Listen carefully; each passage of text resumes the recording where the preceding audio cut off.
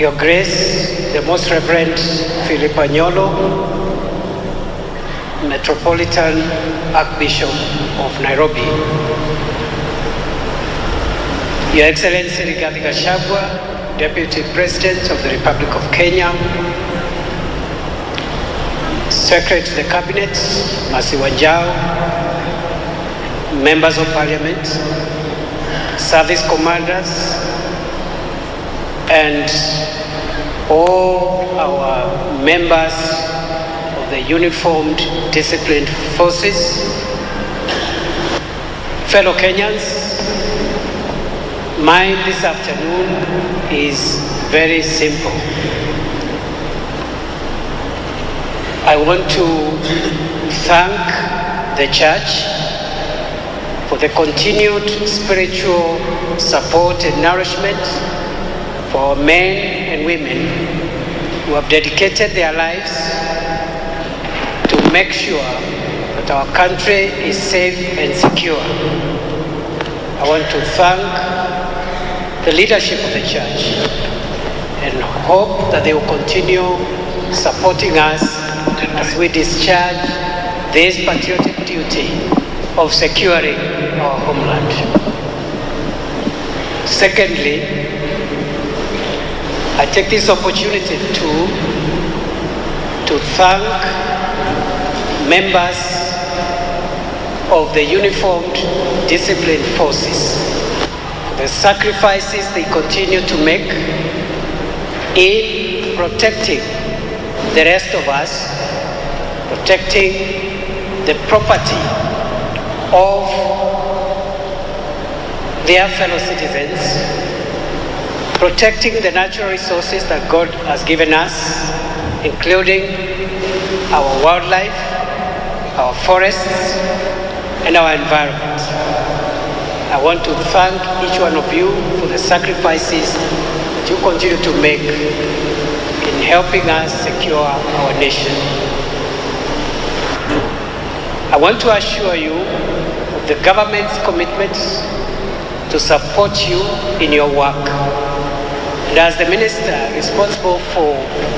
the policy direction in the security sector, I want to assure you and your families that we will continue to improve the policy space upon which you work so that you feel appreciated and recognized because of the very important service you continue to provide to our nation. I do know that I'm coming in the ministry when a number of reforms are ongoing in the improvement of the welfare of officers, and I want to assure you and your families that we will continue building on those reforms to make sure that as you take care of us, we also take care of your welfare so that we can have a situation where our officers have morale, and when they go home appreciated, and then with the full knowledge that the country appreciates what they do for the rest of us. Therefore, today is a day just to give thanks to God for protecting us and keeping us safe. And in a special way, I want to appreciate the families of the members of the uniformed disciplined forces who have to bear with your long hours of work and absence from home. And to every spouse, every child, every relative, and every neighbor of these men and women in uniform, I must say a special thank you for giving the social support to these colleagues to make sure that they do their duty, and many times you have to bear with the consequences of the nature of their work. Before I end my remarks, I also want to pass this message to the small minority among our people who continue to make our security difficult. And because I'm transitioning, I am learning to make short speeches. And therefore, I just want to communicate that we have a job to do to deal with the 1% among us who continue to make it difficult for the 99% in terms of our own safety, the safety of our property, and also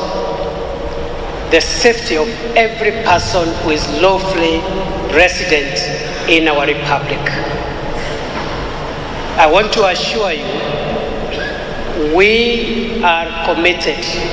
to implement the directives that the President has continued to give in this sector, including the commitments and directives that His Excellency the President made yesterday in Turkana and in Samburu. And therefore, those who want to test